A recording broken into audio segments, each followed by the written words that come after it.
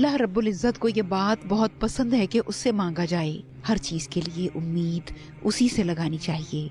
کہتے ہیں جو اللہ سے نہیں مانگتا اللہ تعالیٰ اس پر غضبناک ہوتا ہے، اسی لیے وہ اپنے بندوں کو مانگنے کے لیے ترغیب بھی دلاتا ہے. ایک فرمان باری تعالیٰ ہے جس کا مفہوم اور تمہارے رب نے کہہ دیا کہ مجھے پکارو میں تمہاری دعائیں قبول کروں گا.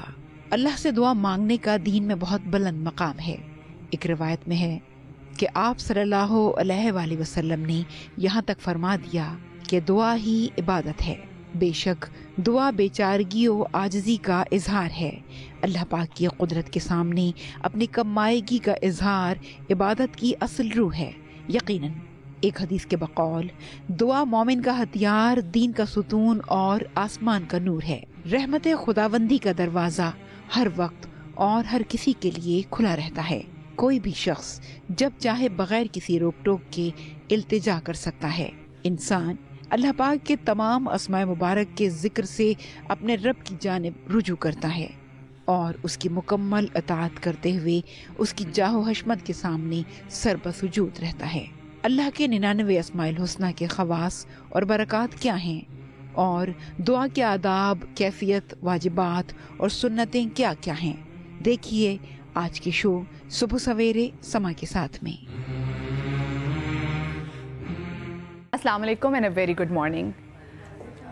ہم اپنے پورے ہفتے میں، اپنی پوری لائف میں ایک ٹائم ایسا آتا ہے جب مشکلات سے ہم اس قدر گھر جاتے ہیں، ہمارے دماغ میں اتنی پرابلمز ہوتی ہیں، اتنی چیزیں چل رہی ہوتی ہیں، ہمارا دل پریشانیوں سے جکڑا ہوا ہوتا ہے.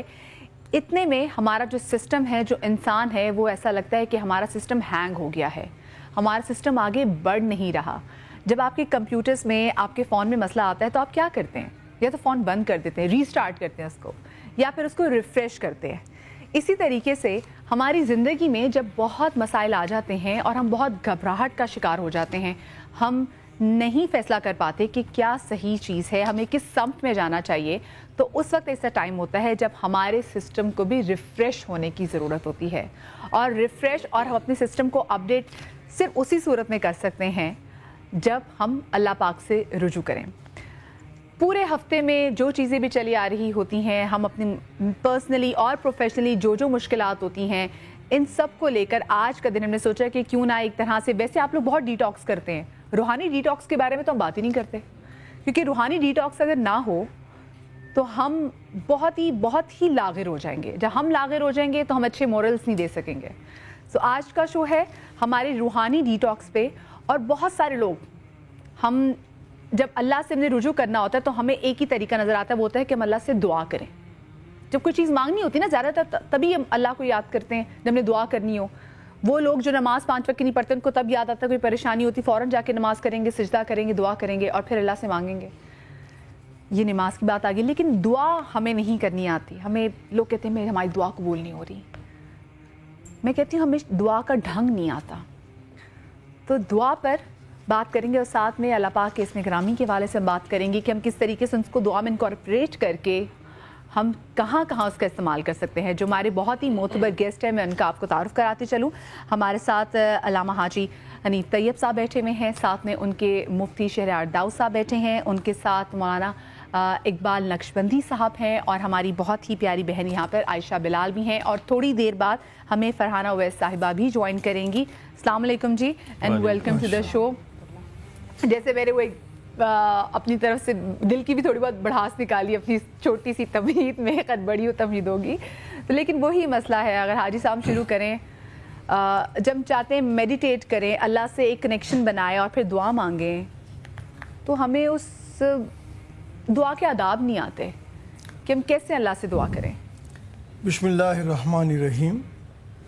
الصلاۃ والسلام علیک یا سیدی یا رسول اللہ. بہت اچھا آج کا عنوان ہے. لوگوں کو عموماً یہی شکایت کرتے ہوئے سنا ہے کہ میں دعا تو کر رہا ہوں، قبول نہیں ہو رہی. بالکل. تو ظاہر ہے کہ دعا کے آداب سے اگر بندہ واقف نہ ہو اور اللہ کو حکیم نہ جانے، وہ بہتر فیصلہ کر رہا ہے بے شک اس وقت جو ہم دعا مانگ رہے ہیں وہ ہمارے لیے مناسب ہے یا نہیں. بالکل. دعا قبول نہیں ہو رہی ہے تو علماء زیادہ بہتر طریقے سے بتائیں گے کہ آپ کے نیکیوں کے حساب میں وہ پینڈنگ رہتی ہیں. جب نامہ اعمال تولا جائے گا تو وہ وزن بن کر کے نیکی کے پلڑے میں آ جائیں گی. سبحان اللہ. بچہ بھی بعض اوقات ماں سے کہتا ہے, چھوٹا بچہ آگ کی طرف جاتا ہے, اس کو کیا معلوم کہ آگ کیا ہے. کھلونے کے آج کل بنائے ہوئے کلاشن کوف وغیرہ وہ تو بچے وہ مانگتے ہیں. تو بچے کی خواہش سے اگر ذہن میں رکھتے ہوئے دیکھا جائے تو ہم بعض اوقات وہ دعائیں کرتے ہیں کہ جو ہمارے لیے بہتر نہیں ہوتی. تو اگر کوئی صحبت علماء کی, مشائخ کی, صوفیہ کی اختیار کی جائے اور کچھ کتابوں کا مطالعہ کیا جائے تو اللہ تعالیٰ بڑا ڈھنگ آ جاتا ہے, بہت ڈھنگ آ جاتا ہے. جیسے دعا آج قبول نہیں ہو رہی نا, وہ ہمارے لیے اگر 1 مہینے بعد مفید ہے تو وہ 1 مہینے بعد قبول ہوگی. اچھا, یہ دعا کی قبولیت کے شکوے شکایت کا مسئلہ نہیں ہے. ظاہر ہے کہ بہت سے انبیاء کرام کی دعائیں ہیں جو انہوں نے کی اور کافی عرصے بعد قبول ہوئی ہیں. تو اس لیے اس میں کوئی گلے شکوے کی بات نہیں ہے. اور انبیاء تو بلکہ معصوم ہوتے ہیں. معصوم ہم ہوتے کہتے ہیں ہیں پتہ نہیں اللہ کون سے گناہ ہو گئے ہیں, ہماری دعائیں نہیں تو قبول کرتا. بار بار ہم ایسی باتیں کرتے ہیں. ایک تو تھوڑا سا روزی کا بھی مسئلہ ہے. دیکھیے روزی جتنی حلال اور پاک ہوگی دعاؤں کی قبولیت کا اتنا زیادہ ذریعہ بنے گا. اسی طرح سے آدمی کے دن بھر کی جو اعمال ایکٹیویٹیز ہیں اس کو جس کی دعا قبول نہیں ہو رہی ہے, خود سوچ لے کہ میرے اعمال کیا ہیں. مثال کر رہا ہوں, بندہ نماز ہی نہیں پڑھ رہا ہے 5 وقت کی اور شکوہ کر رہا ہے کہ میری دعا قبول نہیں ہو رہی, تو یہی کہا جائے گا کہ آپ ہی اپنی اداؤں پہ ذرا غور کریں. ہم اگر عرض کریں گے تو شکایت ہوگی. اس لیے ہمارا کام مسلسل دعا کرنا ہے, اور ساری عبادات جو ہیں ان کا مغز دعا ہے. الدعاء مخ العبادہ, حدیث شریف کے اختصار میں مفہوم کیا ہے کہ دعا جو ہے عبادت کا مغز ہے. تو یہ تمام چیزوں کو ذہن میں رکھتے ہوئے آدمی مسلسل دعا کرتا رہے, اور یقین ہے میرا کہ اللہ کی بارگاہ میں عرض کرے گا تو دعا اس کی مقبول ہو جائے گی. بالکل, صرف تھوڑا سا جلد بازی سے گریز کیا جائے. ہاں یہ آپ نے بڑی اچھی بات کی حاجی صاحب نے کہ جلد بازی جب نماز پڑھتے ہیں, نماز پڑھنے کے بعد ہم نے تسبیح پڑھ لی, تسبیح کے بعد ہمیں مفتی صاحب ہوتا ہے کہ ہم نے جلدی جلدی بس دعا کر لینے, بس 2-3 ہمیں جملے جو رٹے ہوتے ہیں ہم نے وہ دعا کی, لو جی چلو جی خیر, اللہ خیر سے اللہ. بسم اللہ الرحمن الرحیم, اللہم صلی علی محمد وعلی آلہ وصحبہ وبارک وسلم. حاجی صاحب نے بڑی خوبصورت بات کی. جو کی پوائنٹ ہے اس کے اندر وہ یہی ہے کہ ہم اپنی روزی کا, رزق کا ایگزامن کریں کہ وہ کیسی ہے. کیونکہ رسول کریم علیہ السلام نے ارشاد فرمایا کہ رزق حلال ہوگا نا تو دعا قبول ہوگی. اور اس کے ضمن میں یہ بھی حدیث مبارکہ آئی جس کا مفہوم عرض کرتا ہوں. آقا علیہ السلام نے ارشاد فرمایا کہ جس کے پیٹ میں حرام کا لقمہ ہوگا تو اس کی دعا آسمانوں تک نہیں پہنچے. تو بات نسلوں تک جاتی ہے. یہ تو بتائیے ذرا, ہم اپنے آپ کو ٹوٹلی, میں نے عرض کیا ہم نماز کے لیے پڑھ لی ہم نے نماز, ایاک نعبد و ایاک نستعین اہدنا الصراط المستقیم کی ہم نے ریکویسٹ لگا دی, اے اللہ میں صراط مستقیم پر چلا, صراط الذین انعمت علیہم, ان کا راستہ دکھا جن پر تیرا انعام ہوا, غیر المغضوب علیہم ولا الضالین, ان پہ سے نہ کرنا جن پر تیرا غضب ہوا. ریکویسٹ لگا کر آئے, اچھوں کی صحبت دینا, بروں سے بچانا, نماز سلام پھیرا, ختم کی, جا کر بروں والے کام شروع کر دیے. تو پھر یہ ہمارا ریکویسٹ لگانا کیا ہوا؟ True. if we are asking for the کوئی ہمیں چیز ملے, ہمیں کوئی آسانی ملے, اس آسانی کے لیے ہم ریکویسٹ لگا کے پھر اس ہی آسانی کے اگینسٹ کام کرنے چلے جائیں تو ہم کیسے وہ آسانی حاصل کر سکیں گے؟ ہم کہتے ہیں یا اللہ تمہاری دعا. رسول کریم علیہ السلام صلی اللہ علیہ وسلم فرمایا تو آسمانوں تک ہاتھ پہنچا دے اپنے اٹھا کے, لیکن اگر تیرے پیٹ میں حرام کا لقمہ ہے تو تیری دعا قبول نہیں ہوگی. دعا کا سب سے بڑا مین مقصد یہی ہے کہ دعا کو سمجھا جائے دعا ہے کیا. دعا ایک اللہ عز و جل کی طرف ناکنگ ہے, ناکنگ دا ڈور. ہم جو یہ وظیفہ وظائف پڑھتے ہیں اس میں ہم کنٹینیوٹی اس کو تکرار کیوں کرتے ہیں؟ یا اللہ یا لطیف یا اللہ یا لطیف یا اللہ, کوئی بھی ہم اللہ کا نام اسم لے کر جب ہم پڑھتے ہیں it means we are continuously knocking the door on that hope کہ someday it will be open. ہم مایوس نہیں ہونا ہے, ہم نے مایوس نہیں ہونا. مایوسی جو ہے اور اس جلد بازی نے ہماری آج دعاؤں کو جو ہے نا ادھورا کر کے رکھا. یہ بالکل صحیح بات کی. اور ایک ایسی بھی چیز ہے جو دعاؤں کو اوپر لے کے جاتی ہے. بچپن سے ہی سنتے آئے ہیں کہ جی جب دعا قبول کیسے ہوگی, اگر اس کے پہلے اور اول و آخر 11 بار وہ کہتے ہیں بیٹا درود شریف پڑھ لو, جو دعا کرو گے بچپن سے ہی یہ, اور یہ گھٹی میں ماں نے ڈالی ہوتی بات. تو یہ بھی آداب ہیں, یہ بہت اچھا. ہمارے ساتھ فرحانہ اویس صاحبہ بھی ہیں, تو میں چاہوں گی کہ فرحانہ اویس صاحبہ بھی ہمیں جوائن کر لیں. فرحانہ آپ کو اگر آپ کو باہر آواز جا رہی ہو تو ہم وہی بات کر رہی تھی دعا کی, اور دعا کی مستجابی کے لیے ضروری بہت ہے کہ کیونکہ ہم جب کسی سے مانگتے بھی ہیں, سگنل میں بھی کھڑے ہوتے ہیں, جب کوئی مانگنے والی آتی ہے نقشبندی صاحب, تو وہ ہم ساتھ میں اگر بچہ دیکھے تو کہتے ہیں اپنے اس بچے, اس کو پتہ ہوتا ہے نا کہ تیز ہوتی ہے کہ بچہ بڑا عزیز ہوگا, بچے کا صدقہ دے دو. ساتھ میں ابو بیٹھے ہوں گے, پتہ ہوگا باپ بڑا عزیز ہے, اللہ تیرے باپ کو لمبی عمر دے. میاں بیٹھے ہوگا تو میاں کا پتہ ہوتا ہے ان کو. تو پھر ہم بھی, انسان بھی بڑا تیز ہے, انسان کو پتہ کہ جب اللہ سے کچھ مانگنا ہے تو پھر اللہ کے حبیب کا واسطہ دے رہا ہے. ہم تو پھر بڑے وہ ہیں نا, گناہ گار ہیں, وہ تو محبت کرنے والا. جب اس نے پوری دنیا بنا دی تو اس نے کہا مجھے کچھ دینے میں کیا جاتا ہے. کیوں نقشبندی صاحب؟ صلی علی رسول الکریم. اما بعد, اعوذ باللہ من الشیطان الرجیم, بسم اللہ الرحمن الرحیم. وَإِذَا سَأَلَكَ عِبَادِي عَنِّي فَإِنِّي قَرِيبٌ أُجِيبُ دَعْوَةَ الدَّاعِ إِذَا دَعَانِ فَلْيَسْتَجِيبُوا لِي وَلْيُؤْمِنُوا بِي لَعَلَّهُمْ يَرْشُدُونَ. صدق اللہ العظیم. صلاۃ و سلام علیک یا سیدی یا رسول اللہ. ماشاءاللہ بہت اہم ٹاپک ہے جس کی تمہید میں حاجی صاحب قبلہ نے بہت کچھ کہا ہے دعا کے لیے. بات یہی ہے کہ دعا میں جلدی نہیں کرنی چاہیے, اپنے رب سے مانگنا چاہیے, عجلت نہیں کرنی چاہیے دعا کے اندر. اور یہ بھی ذکر حدیث میں ہے کہ جب رب سے دعا مانگو تو خشوع خضوع کے ساتھ مانگو, توجہ کے ساتھ مانگو اور لذت حاصل کرو. اور آپ نے بڑی پیاری بات کہی کہ درود پاک جو ہے یہ دعا کی قبولیت کا ذریعہ ہے. دعا قبولی درود پاک سے ہوتی ہے, کیونکہ جس دعا کے اندر درود پاک نہ ہو وہ دعا نامکمل ہے. تو سورہ فاتحہ جو ہے یہ ساری دعا ہے.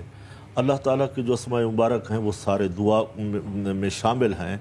تو اگر اس پہ ہی غور کر لیا جائے تو میں سمجھتا ہوں کہ اس سے دعائیں قبول ہوتی ہیں. اور یہ ٹھیک ہے, درست ہے کہ ہم اگر جلد بازی نہیں کریں تو دیر سے بھی ہو جائے کام تو ہو جانا چاہیے. اس میں بہت سارے فائدے ہوتے ہیں جو ہم نہیں جانتے, ہماری عوام نہیں جانتی. بعد میں اگر وہ کام ہو جاتے ہیں, تاخیر میں ہو جاتا ہے, ہو جانا چاہیے, مگر دعا کو بند نہیں کرنا چاہیے. کنٹینیو دعا کا سلسلہ جو ہے وہ جاری رکھنا چاہیے. فرائض واجبات کے بعد تو دعا ہے بھی ہے, کرنی چاہیے. اور ویسے جو مصیبت آتی ہے اس میں بھی ہم دعا کرتے ہیں. نماز یہ جو جنازہ ہے اس کے بعد بھی ایک دعا ہوتی ہے, اس میں بھی ہم دعا کرتے ہیں. یعنی ہر نیک کام کے بعد دعا مانگنا مستحب ہے اور کہیں دعا کرنا واجب ہوتا ہے. پھر یہ ایک الگ پہلو ہے, کئی ایسے مقامات ہیں وہاں چلے جاؤ تو فوراً دعا قبول ہو جاتی ہے. مثال کے طور پہ بیت اللہ شریف پہ جاتے ہیں, فرمایا جو پہلی نظر بیت اللہ شریف پہ پڑتی ہے تو جو رب سے مانگو رب قبول فرماتا ہے, عطا کرتا ہے, وہاں دعا قبول ہوتی ہے. لیکن نقشبندی صاحب کچھ لوگ یہ بھی کہتے ہیں کہ جب جاتے ہیں تو جب دیدار ہوتا ہے تو دماغ میں اور کچھ آتا ہی نہیں ہے. نہیں, بہت کچھ آتا ہے. اگر وہ ایک انسان گنہگار ہے تو اپنے گناہ تو اس کو نظر آ رہے ہوتے ہیں.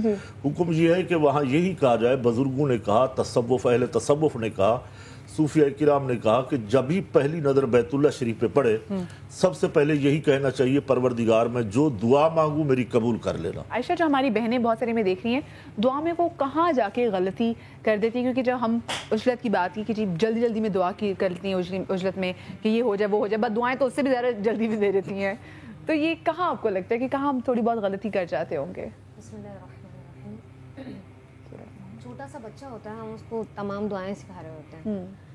مثال کے طور پر سوتے وقت کی دعا, کھانا کھانے سے پہلے کی دعا, سفر کی دعا, بالکل بالکل. یہ تمام دعائیں تو ہم رٹواتے ہیں لیکن ہم اس کا معنی اور اس کا مفہوم بچے کو نہیں سمجھاتے. بالکل ٹھیک ہے. اور بچے نے رٹی تو ہوتی ہیں لیکن ماں باپ پڑھتے بھی نہیں ہیں. اب بہت ساری جگہوں پر ایسا دیکھا جاتا ہے.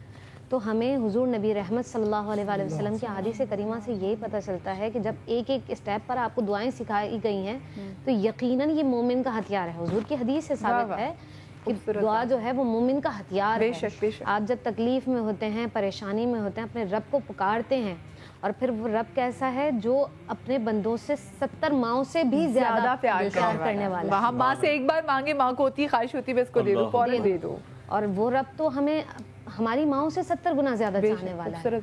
اور پھر جو ہم گمان اپنے رب سے کرتے ہیں نا, اللہ رب العالمین ہمیں ویسا ہی عطا فرماتا ہے جو آپ گمان اپنے رب سے رکھتے ہیں. ایک شخص, نبی رحمت صلی اللہ علیہ وسلم فرماتے ہیں کہ جہنم میں ایک شخص کو ڈالا جائے گا, تو وہ کہے گا اے پروردگار عالم میں تو تجھے بہت رحمان اور بہت رحیم سمجھتا ہوں. تو پروردگار فرمائے گا کہ اسے نہ ڈالو کیونکہ اس نے مجھ سے اچھا گمان کیا ہے. تو ہم اپنے رب سے وہی گمان رکھیں کہ بے شک میرا رب اگر یہ میرے حق میں بہتر نہیں ہے تو مجھے اللہ رب العالمین اس کے بدلے بہترین سے بہترین عطا فرمائے گا. اور اگر ہم خواتین کی بات کریں تو آپ نے ابتدا میں جو جملے کہے تھے وہ میرے ذہن میں ایک دم سے آ رہے ہیں کہ ہم رٹے ہوئے جملے کہتے ہیں.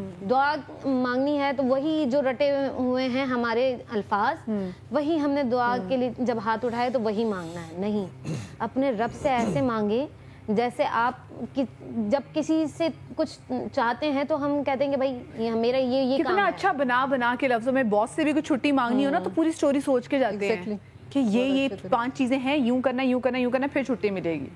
اور آپ یقین کیجئے مدیحہ, جب ہم اپنے رب سے دعا کرتے ہیں اور اس گمان کے ساتھ کرتے ہیں کہ وہ ضرور قبول فرمائے گا, تو پھر جب مصلی سے آپ اٹھتے ہیں نا تو اس وقت یہ اطمینان ہو جاتا ہے, تسلی ہو جاتی ہے کہ میرا رب ضرور عطا فرمائے گا. اور پھر اب اگر ہم خواتین کے حوالے سے بات کریں اور سکون کی بات کریں تو ہم ہر جگہ پہ سکون کو تلاش کرتے ہیں. ہر بندہ کہتا ہے کہ سکون کہاں ملے, تو ہمیں قرآن نے بتا دیا. جب قرآن سے ہم نے سوال کیا کہ سکون کہاں ملے, تو پھر جواب یہ آیا کہ بے شک اللہ کے ذکر سے دلوں کو سکون ملا. واہ, بے شک. تو جتنا ہم اللہ کا ذکر کریں گے سکون ہمیں ملتا رہے گا. تو خواتین کے لیے یہی ہے کہ اپنے رب سے ایسا گمان کریں کہ بے شک وہ عطا فرمائے گا, آپ کی دعائیں کبھی بھی رائے گا نہیں. اور جہاں سے رب سے آپ گمان اچھا رکھیں گے تو پھر جو مایوسی ہے وہ ایک طرح سے آپ بالکل اس کو نکال دیں گے. ہم وسیلے کے بارے سے بات بھی کریں گے اور ساتھ میں بہت کالز آ رہی ہیں اور کالز میں پوچھا جا رہا ہے ڈفرینٹ طریقے سے کہ جی اگر ہم اپنے گھر میں جو پریشانیوں کا شکار ہے تو اس کے لیے کیا وظائف ہمیں کرنے چاہیے. تو ان سب کے حوالے سے آپ کو بتائیں گے, لیکن چھوٹی سی بریک کے بعد ہمارے ساتھ رہیے گا.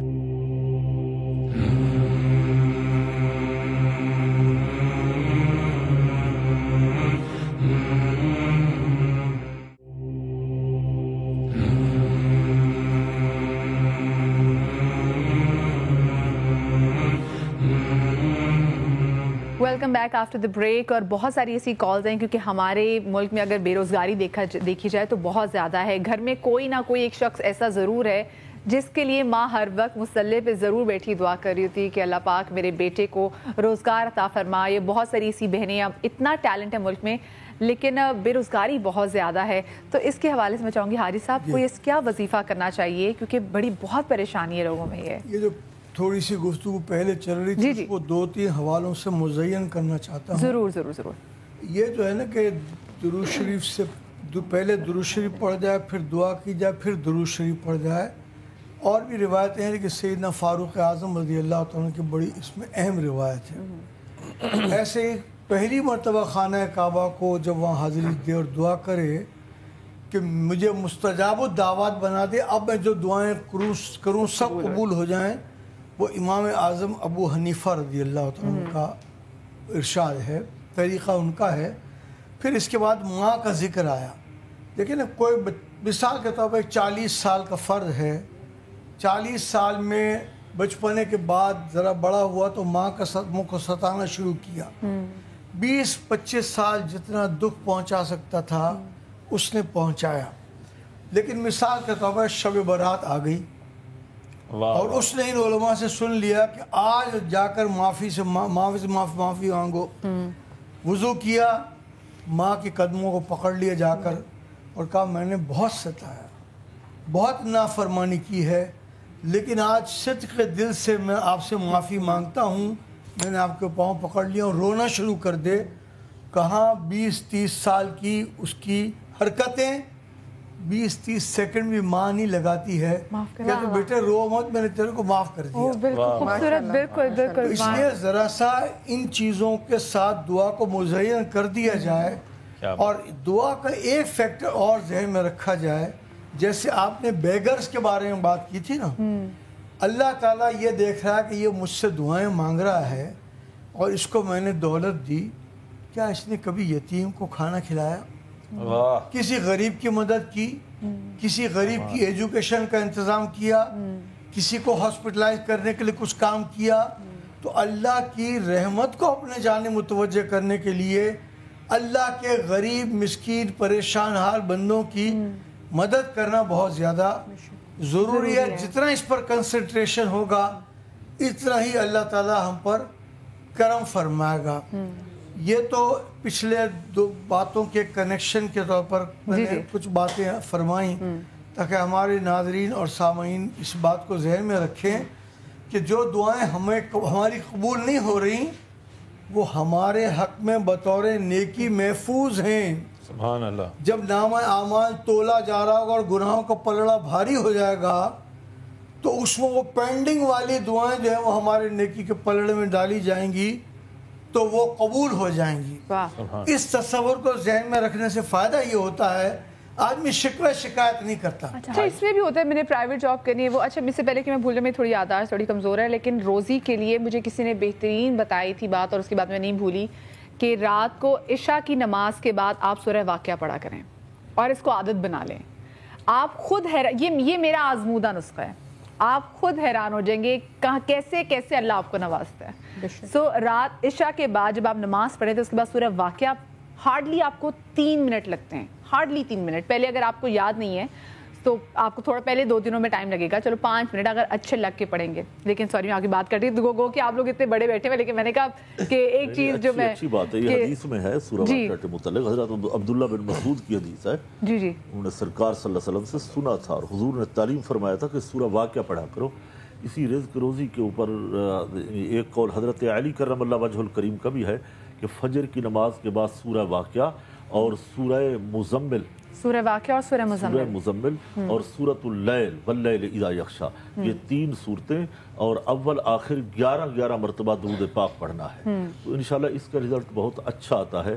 یعنی یہ تقریباً سورہ واقعہ سورہ مزمل اور سورہ لیل اول و آخر درود پاک فجر کی نماز کے بعد 11 بار اور یہ 11 دن ہی یہ وظیفہ کریں تو انشاءاللہ اس میں کافی فائدہ ہوتا ہے اور رزلٹ آنا شروع ہو جاتا ہے. اور اگر اللہ پاک کے ناموں میں سے دیکھا جائے تو اگر ہم نے اسپیشلی جیسے کبھی بھی ہم فارغ ہوں اور اس کے بعد فوراً ٹائم نکالے نماز کے بعد ہم نے کہا کہ بھی اب ہم نے رزق کے لیے دعا کرنی ہے. اچھا میں آپ سے جاننا چاہوں گی کہ وہ جو جیسے انہوں نے بات کی کہ صفاتی نام اور ذاتی نام تو یہ کون سے ہیں اور کیا ڈفرینس کیونکہ بہت ساری ہماری خواتین جو بہنیں دیکھ رہی ہیں تو ان کو نہیں آئیڈیا کہ کیا ڈفرینشیشن کیا ہے اس میں. اس سوال کا جواب دینے سے پہلے ایک چیز ایڈ کروں گی جو ابھی بات ہو رہی تھی دعا کے حوالے سے کہ ہم یہ بات کہتے ہیں کہ اگر دعا قبول نہیں ہو رہی تو یہ صحیح ہے کہ وہ اللہ رب العزت اس کو جمع فرما لیتے ہیں اور آخرت میں وہ کام آئے گی. لیکن ایک چیز ہمیں یہ بھی ذہن میں رکھنی چاہیے کہ جیسے ہم بیماری کی صورت میں جب کوئی دوا لیتے ہیں تو ڈاکٹر یہ بھی کہتا ہے کہ پرہیز بھی کرنا ہے. اگر ہم پرہیز نہیں کرتے تو دوا کا اثر نہیں ہوتا. اب ہم دعا تو کر رہے ہیں لیکن اگر ہم غیبت بھی کرتے ہیں منافقت کرتے ہیں ہمارا رزق حلال نہیں ہے اور ہم ہر وقت دوسروں سے حسد کرتے رہتے ہیں تو یہ وہ بیماریاں ہیں کہ اس کے ساتھ دعا قبول نہیں ہو سکتی. اور یہ وہی نیگیٹو انرجیز ہیں. ویسے میں یہ بھی جاننا چاہوں گی اگر آپ چاہتے ہیں کہ آپ کی دعائیں قبول ہوں تو سب سے پہلے اپنے دل کو صاف کرنا ضروری ہے. نہ تو آپ منافقت کریں کسی کے ساتھ جھوٹ بولیں نہیں. اپنے رزق کے بارے میں انتہائی پرٹیکولر ہو جائیں کہ رزق حلال لازم ہے. اگر آپ رزق حلال کھائیں گے تو دعا آپ کی ویسے ہی قبول ہوگی. پھر آپ تھوڑا سا بھی پڑھیں گے تو اللہ رب العزت سے قبولیت بخشیں گے. اچھا سپلی کا کال ہے سوری آپ کی بات میں وہ کال یہ ہے کہ تمہاری موت اور جو رزق کا ہے نا یہ متعین ہے تو اس کے لیے اپنا ایمان خراب نہ کرو. جب پتہ ہے کہ موت نے اس ٹائم پہ آنا ہے اور رزق اتنا ہی آئے گا جتنا اللہ نے سوچا ہوا ہے تو ہم کیوں بجائے کہ اگر حلال طریقے سے آ سکتے ہیں اس کو کیوں حرام طریقے سے کمائیں. وہ جو آپ نے سوال کیا اللہ رب العزت کے ناموں کے حوالے سے تو امام ترمذی رحمۃ اللہ علیہ اس حوالے سے بڑی تفصیل سے بیان کرتے ہیں کہ اللہ رب العزت کا جو ذاتی نام ہے وہ تو بے شک اللہ ہے اور اس کے علاوہ وہ کہتے ہیں جو صفاتی نام ہے وہ تمام نام جس کو ہم کہتے ہیں کہ اللہ رب العزت کے 99 نام ہے تو وہ سارے صفاتی نام ہے. لیکن اس پہ بھی علماء کرام بعض کہتے ہیں کہ بعض جگہ میں نے پڑھا کچھ علماء کرام نے کہا کہ اللہ رب العزت کے 300 نام ہیں. بعض نے کہا 1001 نام ہیں اور بعض نے کہا کہ 1,24,000 ہیں. اور اس کی دلیل یہ دی کہ ہر نبی کو جو دنیا میں آیا تو اللہ رب العزت نے اپنا ایک نام عطا کیا اور اس کا مقصد یہ ہوتا تھا کہ جس وقت وہ اللہ کو مدد کے لیے پکاریں تو اس خاص نام سے پکاریں. لیکن حضرت عبداللہ بن مسعود رضی اللہ تعالیٰ عنہ کہتے ہیں اور حضرت عبداللہ بن عباس رضی اللہ تعالیٰ عنہ کا بھی ایک روایت میں ملتا ہے کہ جس طرح سے اللہ رب العزت کے کلمات لامحدود ہیں ایسے اللہ کے نام بھی لامحدود ہیں. کیونکہ جب آپ قرآن پاک کھولتے ہیں اور آپ جب دیکھتے ہیں کہ رب المشرقین، رب المغربین، خیر الحاکمین، خیر الوارثین اور رب السماوات والارض اور اسی طرح رب العرش العظیم، تو اتنے بہت سے نام ہیں کہ اگر آپ صرف وہ 99 نام اور جو رب کے حوالے سے جو اور دیگر صفات اللہ رب العزت کی بیان کی گئی ہیں 251 نام تو یہی بن جاتے ہیں. تو ہمیں یہ ذہن میں رکھنا ہے کہ جو انہوں نے اس کی تفصیل بیان کی وہ یہ کہی کہ اللہ رب العزت کا ذاتی نام اللہ ہے، اللہ تعالیٰ کے باقی جتنے نام ہیں وہ صفاتی نام ہیں. اس میں وہ کہتے ہیں کہ یہ صفاتی نام ہے اور کچھ فعلی نام ہے، جیسے اللہ رب العزت خالق ہے، رزاق ہے، یہ اللہ رب العزت کا کام ہے. لیکن جو سب سے جامع صفات نام ہے اللہ رب العزت کا وہ اللہ ہی ہے، کیونکہ وہ جتنی بھی ہم صفات کی اللہ رب العزت کی بات کر رہے ہوتے ہیں وہ تمام کی تمام جامع ہیں اس ایک نام کے ساتھ، اللہ کے ساتھ. کیونکہ جب ہم اللہ رب العزت سے مانگتے ہیں تو ہمیں پتہ ہے کہ جتنی صفات کے حوالے سے ہم بات کر رہے ہیں، ہم نے رزق مانگنا ہے جیسے ہم ابھی بات کر رہے ہیں، ہمیں کوئی اور چیز چاہیے ہے تو وہ رب ہمارا کافی ہے.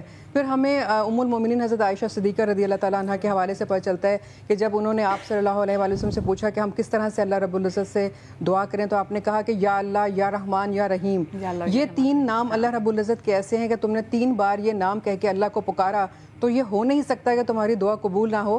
یا پھر اگر تم نے رحمت کی برسات نہ کرے، کتنی خوبصورت. اور پھر اگر تم نے یا ارحم الراحمین، یا ارحم الراحمین 3 دفعہ کہہ کے نہیں مانگا تو مجال نہیں کہ اللہ رب العزت تمہاری دعا کو قبول نہ فرمائے. لیکن شرط پھر وہی ہے کہ کیا آپ کا رزق حلال ہے، کیا آپ دوسروں کے ساتھ بلا وجہ کا دشمنی تو نہیں کرتے، حسد تو نہیں کرتے. کہیں بچائیے گا. چھوٹی سی بریک کے بعد واپس آ رہے ہیں.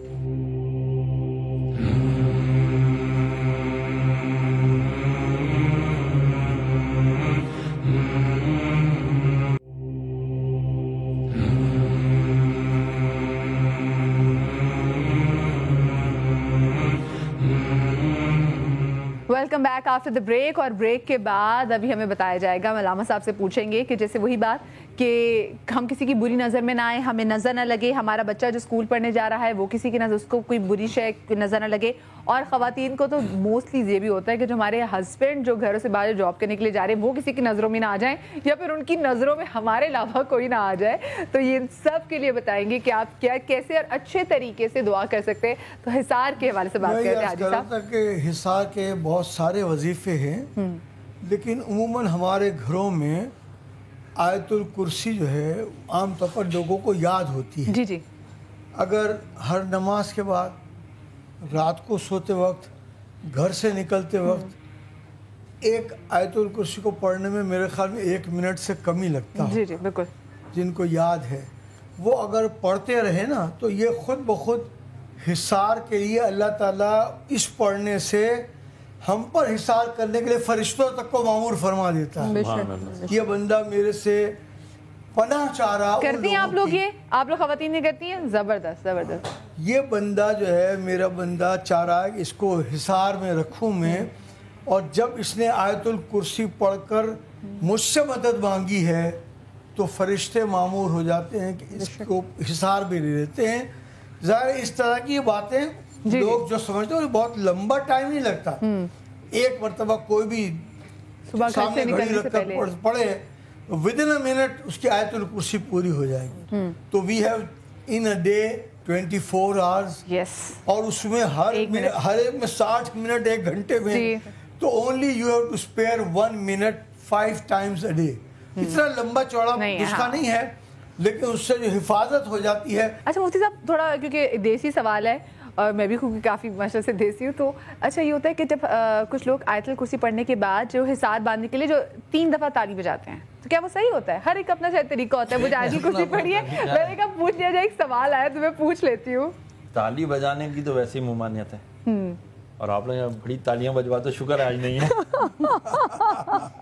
آج فرائیڈے تو آج ہم نیکیاں کما رہے نا، ذرا ڈی ٹاکس کر رہے ہیں. اچھا تالی بجانے کی نہیں ہے، لیکن یہ کچھ لوگوں نے بنا دیا. دیکھیں بات ہم اس کو فالو کریں جو اللہ اس کے رسول نے ارشاد فرمائی. اب ہمارے یہاں بدقسمتی سے عاملین کی بہت بڑی منڈی ہے.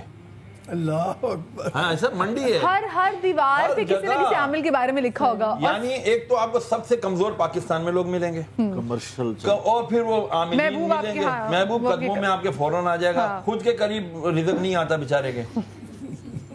جو اگر آپ کو روزی کا وظیفہ اور تعویذ بنا کر کے نقش دے سکتا ہے تو وہ خود کیوں نہیں اپنا روزی کا اپنے پاس کر سکتا. پھر اس کے لیے وہ لوگ جھوٹی ایک بڑی بھونڈی سی ایک دلیل دے دیں جی ڈاکٹر اپنا علاج خود نہیں کر سکتا. بکواس ہے, یہ سب کر سکتے ہیں. صوفی میں اور عاملوں میں فرق ہوتا ہے. اللہ والوں کے ہاں تو جانے سے کوئی منع نہیں کرتا, اللہ والوں کے پاس جائیں, وہاں سے دعا کریں, دعائیں قبول ہوتی ہیں.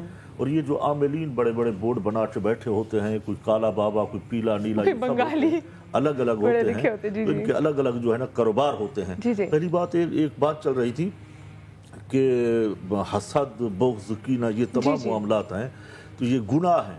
تو ہماری دعائیں, یقیناً ہر گناہ کی توبہ بھی ہے. اگر دعا سے پہلے ہم فجر کی نماز میں, فجر سنتوں کے درمیان میں استغفر اللہ ربی من کل ذنب و اتوب الیہ پڑھ لیں تو یہ توبہ کا طریقہ ہے توبہ کرنے کا. جتنے گناہ ہیں, چھوٹے موٹے گناہ دن میں ہو جاتے ہیں, جھوٹ ہے اور دیگر گناہ ہیں, تو جب ہم توبہ کر لیں گے, توبہ کے بعد درود پاک پڑھیں گے, تو اس پہ امام فخر الدین رازی علیہ رحمہ فرماتے ہیں اللہ رب العزت توبہ کرنے والوں کو پسند فرماتا ہے. ٹھیک ہے, اللہ تعالیٰ محبت کرتا ہے جو لوگ توبہ کرتے ہیں گناہوں سے. جب وہ توبہ کو پسند فرماتا ہے تو یقیناً ہماری دعاؤں کو بھی وہ قبول فرما لیتا ہے. بے شک بے شک بے شک. میں اس میں ایک چیز ایڈ کرنا چاہوں گی. پہلی بات تو یہ کہ جب ہم دعائیں کریں نا تو ایک دعا جس کے بارے میں ہمیں نبی کریم صلی اللہ علیہ وسلم نے تاکید کی کہ اللہ رب العزت کو تمام دعاؤں میں یہ دعا بڑی پسند ہے کہ پروردگار مجھے اپنی عافیت عطا فرما. یہ ہمیں صبح شام کرنی چاہیے. دوسری بات یہ کہ ایک اور حدیث ہے کہ وہ شخص جو روزانہ دن میں 5 مرتبہ ہر نماز کے بعد 5 مرتبہ کل مومنین مردوں اور عورتوں کے لیے دعا کرتا ہے تو ایک عرصے کے بعد پھر اس کی ہر دعا قبول ہونے لگتی ہے. بے شک. تو ہمیں ہمیشہ دوسروں کو دعاؤں میں شامل رکھنا چاہیے اپنے لیے دعائیں کرنے کے بعد. اس کے علاوہ ایک اور بڑی پیاری دعا جو آپ صلی اللہ علیہ وسلم نے ہمیں تعلیم کی وہ ہے سورہ حشر کی آخری 2 آیات جس میں اللہ رب العزت کے 14-15 نام آئے ہیں. بسم اللہ الرحمن الرحیم هو اللہ الذی لا الہ الا هو عالم الغیب والشہادۃ. یہ آخری 2 آیات جو ہیں سورہ حشر کی, آپ صلی اللہ علیہ وسلم نے فرمایا کہ اگر تم صبح فجر کے بعد اعوذ باللہ السمیع العلیم من الشیطان الرجیم 3 دفعہ پڑھو, اس کے بعد ان آیات کو 1 دفعہ پڑھو, تو صبح سے لے کے رات تک 70,000 فرشتے تمہارے لیے دعائیں مغفرت کرتے ہیں. اور اسی طرح اگر تم رات کو یہ پڑھ لو 3 مرتبہ اعوذ باللہ السمیع العلیم من الشیطان الرجیم اور پھر سورہ حشر کی آخری 2 آیات, تو ساری رات 70,000 فرشتے تمہارے لیے مغفرت کی دعا کرتے ہیں. یا پھر فجر کے ٹائم 7 مرتبہ ہمیں پڑھنے کے لیے کہا گیا اللہم اجرنی من النار. مغرب کے ٹائم کہا گیا 7 مرتبہ اسی کو پڑھ لو اللہم اجرنی من النار. کیا ہوگا اگر تم اس دن یا اس رات مر گئے تو شہادت کا رتبہ پاؤ گے اور تمہاری مغفرت بھی ہو جائے گی. تو جب ہم ان چیزوں کو اپنی نمازوں میں شامل کریں گے تو یہ کیسے ممکن ہے کہ ہماری عبادات مکمل نہ ہوں, ہماری دعائیں مقبول نہ ہوں, لیکن شرط پھر وہی ہے کہ اپنے دل کو خالص کرنا ہوگا. بچیوں کی لوگ کہتے ہیں کہ جی پتہ نہیں بندش ہوگی جس کی وجہ سے لوگ عاملین کے پاس جا رہے ہوتے ہیں, تو وہ چاہتے ہیں کہ ایسی کیا دعا کریں بچیوں کی نیک نصیبوں کے لیے اور بچیوں کے رشتوں کے لیے؟ مدیحہ اگر فی زمانہ ہم دیکھیں تو ایک سب سے بڑا مسئلہ جو ہے نا وہ یہ ہے کہ ہماری خواہشات اور تمنائیں بہت بڑھ گئی ہیں. بچی کا اگر اچھی جگہ سے چھوٹی عمر میں رشتہ آ رہا ہے تو ہم کہتے ہیں کہ اس کا گھر بھی ہو, کاروبار بھی اچھا ہو, اور اس آس میں جو ہے بچی کی عمر نکلتی جاتی ہے. تو اس پر بڑا ماں باپ نے بڑی اس کے اوپر نگاہ رکھنی ہے کہ جو صحیح وقت ہوتا ہے نا کہ وہ آپ کی بچی کو صحیح سے کھانا دے سکتا ہے, اس کا گھر ٹھیک ہے, تو آپ اس بچی کا کر دیں رشتہ. ایسا نہ کہ مزید آپ وقت لگائیں, وقت لگانے سے بہتر ہوتا ہے کہ آپ پہلے ہی کر دیں. اس کے علاوہ بے شک دعائیں بہت ساری ہیں, لیکن عشاء کی نماز کے بعد جب بچہ یا بچی دونوں کے لیے میں بتا رہی ہوں, جب یہ سو رہے ہیں تو اس وقت جو ہے قل هو اللہ احد سورہ اخلاص جو ہے وہ 40 مرتبہ پڑھنی ہے اول و آخر درود شریف. یہ ماں نے پڑھنی ہے, یہ بچہ بھی پڑھ سکتا ہے, بچی بھی پڑھ سکتی ہے. اور اگر بچی یا بچہ نہیں پڑھ رہے ہیں, ویسے تو پڑھ لینی چاہیے کیونکہ یہ تو سورہ اخلاص سبھی کو آتی ہے, بے شک, ٹھیک ہے. تو اگر نہیں پڑھ سکتے ہیں تو ماں یا باپ جو بھی پڑھنا چاہیں تو وہ ان کی نیت سے پڑھ سکتے ہیں. لیکن مفتی صاحب یہ معیار کی بات ہم تب کریں گے جب آپ کے پاس آپشنز ہو. جب آپ کے پاس آپشن ہی نہ ہو اور آپ کے پاس رشتے ہی نہ آ رہے ہوں, پھر ماں باپ بیچارے کیونکہ بچیوں کے سے پریشان ہوتے پھر جاتے ہیں عاملین کے پاس. آپ دیکھیں وہ کہتے ہیں ہم چلا کاٹیں گے, وہ بیچارے ان کی باتوں میں آ جاتے ہیں. یا لطیفو میں اگر الٹا بلکہ اس کے جہیز کا سارا زیور بیچ کے اسی عامل کو دے آتے ہیں. آپ میری اگر فیس بک پیج پر جائیں دیندار آن لائن پر یا میرے سید شہریار داؤد کے نام پر, وہاں جائیں, آپ کو میں بالکل اتھارٹی کے ساتھ عرض کر رہا ہوں, یا لطیفو 150 مرتبہ, یا لطیفو سن لیں ساری ماں, یا لطیفو 150 ٹائمز رات کو عشاء کے بعد ماں پڑھ لے, بیٹی پڑھ لے, بھائی پڑھ لے, باپ پڑھ لے, اپنی بیٹی کے لیے, اپنے بیٹے کے لیے, بیٹی بیٹے دونوں کے لیے. یہ اتنا اوتھینٹک الحمدللہ رب العالمین ہے. لوگ دن پوچھتے ہیں, میں کہتا ہوں دنوں پہ کیا رکھا ہے یار, اللہ پہ بھروسہ کر کے ایک ہی دن چاہے تم 150 پر پڑھو, تمہارا دوسرے دن. اور دوبارہ ریپیٹ کر دیں, یا لطیفو 150 مرتبہ, اول آخر 11 بار درود شریف. ٹھیک ہے, کوئی سا بھی دن ہو اور آپ نے یا لطیفو کی اول اور آخر 11 بندش کے لیے سورہ مزمل جو ہے 31 بار روزانہ پڑھنی ہے 40 دن تک. سورہ مزمل 31 بار 31 دفعہ 40 دن تک. اور جو رشتے نہیں آتے اس کے لیے سورہ طٰہٰ پڑھنی چاہیے. سورہ طٰہٰ روزانہ یہ ایک بار دن میں یا رات میں کسی بھی وقت کی کوئی قید نہیں ہے پڑھنی چاہیے. ایک بار آپ نے سورہ طٰہٰ پڑھنی ہے اور ساتھ میں آپ نے 30 دفعہ سورہ مزمل پڑھنی ہے, لیکن کنزیکٹیو 40 ڈیز. یاد رکھیں, دیکھیں میں بہت اتھارٹی اور بہت ذمہ داری کے ساتھ بات کرتا ہوں. بندش itself is nothing. کوئی یہ کہتا ہے کہ جی اس نے میرا رشتہ بیٹی کا بند کروا دیا. ہاں وہ کہتے ہیں میری پھوپھی نے, میرے رشتے نہیں آ رہی میری پھوپھی. دوسری بات میں بریک لے لوں, بریک کے لیے مجھے کافی دیر سے بولا جا رہا ہے بے اولادی پہ اور میاں بیوی کے درمیان جو ناچاک ہے اس کو ختم کرنے کے لیے بھی آپ کو وظائف بتائیں گے. کہیں مزہ آئے گا, بریک کے بعد ملتے ہیں.